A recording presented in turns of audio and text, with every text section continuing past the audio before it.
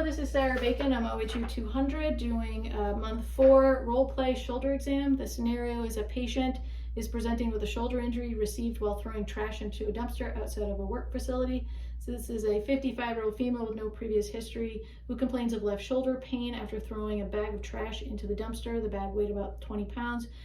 Stace says she lifted the bag over shoulder height and into the dumpster. She felt a sudden tearing, pulling sensation with instant pain. The pain is sharp on range of motion, aching at rest, and is localized to the anterior and lateral shoulder. She denies any radiation of symptoms or any neuro complaints.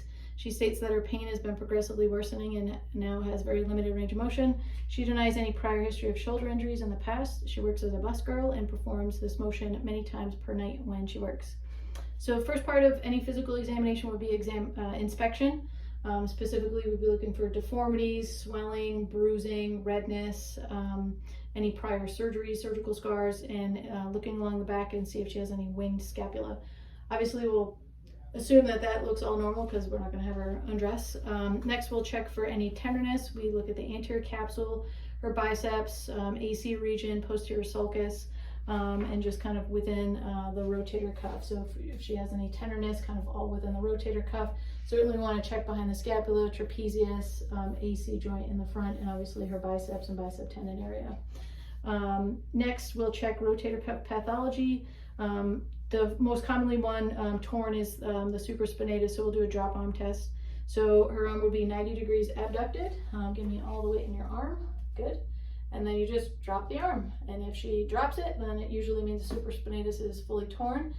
Sometimes it can have pain, but still be able to hold it up. If she can't hold it up against resistance, then there's likely some sort of pathology there.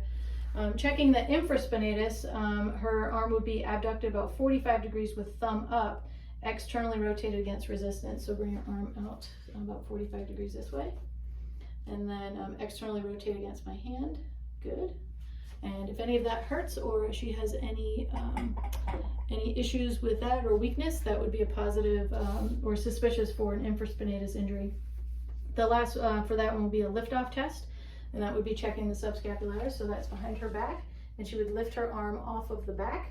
If she can't do it or causes her a lot of pain, we'd be worried about that part of the rotator cuff.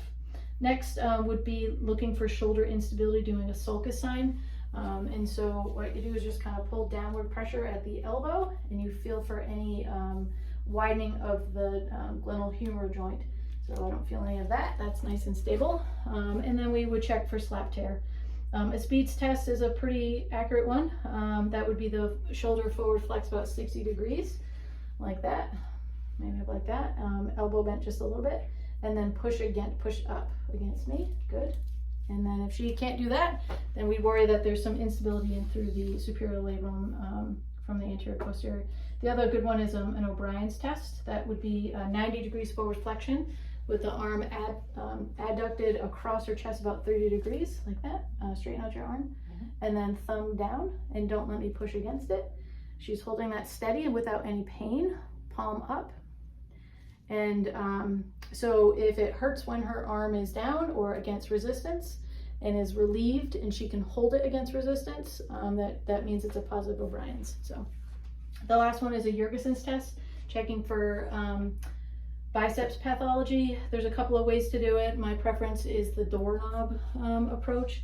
And so hold my hand, and then you're gonna supinate, so you're gonna kind of palm up. And as you do that against resistance, I'm going to feel the biceps tendon, and if that causes pain, there's bicep pathology. If they can't do it at all, there might actually be a torn biceps. But again, on exam, we didn't see any evidence of a Popeye deformity. So, and then the last one will be an impingement syndrome called a scarf test. So you're going to reach around with your left arm and grab your right shoulder. And then this one, you just kind of, against resistance, push her arm in to try to impinge the AC joint. So again, patient has a normal exam, so I'm not worried about any underlying pathology at this point.